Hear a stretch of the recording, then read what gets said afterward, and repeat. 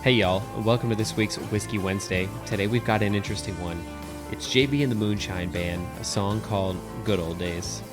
And honestly, the song is mostly just about back when JB was in high school and he would just smoke weed and sell weed with his buddies and just cruise around and was pretty carefree. And it's funny because I feel like JB has really kept that same kind of maturity level and attitude throughout the most of his musical career.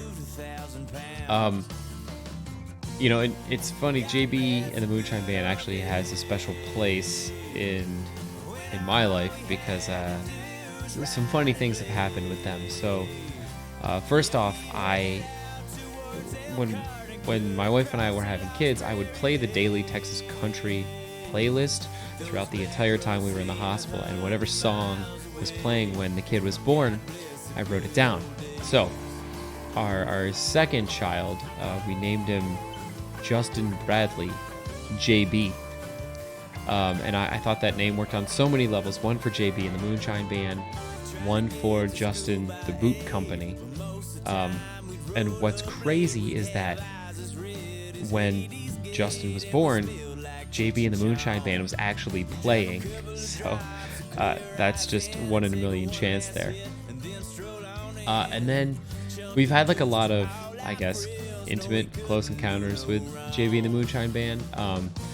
We've seen him at a lot of very small shows with very few people there. We got like these junky little plastic sunglasses that say JB and the Moonshine Band on them that I love.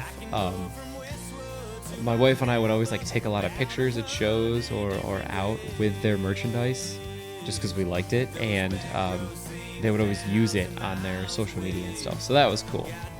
But probably one of the coolest things that ever happened to us was we went to a show up in Cedar Park at this venue that has changed owners and closed down and opened back up a million times. But the day we went there were JB and the Moonshine Band was playing at like the outside stage. This was like a very open area, and it wasn't even a stage. It was more like a small rock platform that they were set up on. The show was super small. He was basically taking requests and just talking to the audience, and I asked him to play this song called Gone to Colorado that they had wrote at Steamboat on their bus like the day before. And JB and probably most of his band are like pretty big time like potheads. They smoke a lot of weed. He likes weed, and so he just wrote this song called Gone to Colorado that was like an ode to marijuana. And I actually have a clip of this song. I'll let good old those days kind of play out. And let me show you. So this is from Steamboat 2016. This is JB and the Moonshine Band playing Gone to Colorado. Here we go. Hey, here's to Music Fest 2016. Oh yeah, they took a shot ski first. Let me switch over to the desktop so you can see what I'm talking about. I'm just gonna let this one play. That must be mile high. Big smoke against the mountain sky. Microbrews and Chiba chews, and I'm flying. And yes, I'm gone to Colorado in my mind. So in my mind, I'm gone to Colorado. Can't you smell the endo blowing outside my window? Hell, I can't believe that state of mind would make a crop of crime. So I'm gone to Colorado in my mind. So, like, that performance was pretty rough. They had written the song like the night before and decided to play it, and I love seeing it there, right? And it's just a bunch of potheads singing about weed and a little bit of government in there, right? How could a state make a crop a crime in regards to Texas? Anyways, so I requested Gone to Colorado at this little bar in Cedar Park, and he's like, "Oh, damn, how do you know that?" And told him about Steamboat, and he's like, "You know what? Come back to the bus later tonight, and I'll play it for y'all." So they wrapped up their show, and we went on over to the bus. after the show was done, and there he was, just him. I guess his band had somewhere else doing something else, and we walked in, and he's like, "Oh, what's that smell? It smells like weed in here." It wasn't me. I wasn't smoking weed, and he was obviously like kidding about the whole thing, but kind of not. So he was trying to remember the lyrics to Gone to Colorado, and I was actually like helping him out because I had watched the video like that day before the show.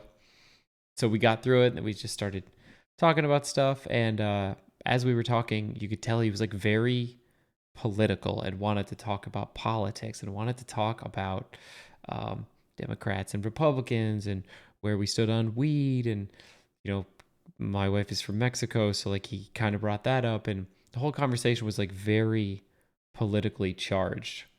And that kind of like resonated through his Twitter account as well. Let me show you his Twitter account too, because like really he posts a lot about like Trump and elections and this thing called shadow ban. And this was all around like 2018, early 2018, late 2017. And he basically just stopped posting about touring with no goodbye, no nothing, and then just transitioned into a bunch of like political posts. So I don't really know where he's been. If you look at his music, he doesn't have anything new since the 2015 mixtape CD. 2017 When It Rains I Pour, but that's it. And then they seemingly stopped making music, which is a shame. Like I always liked his stuff.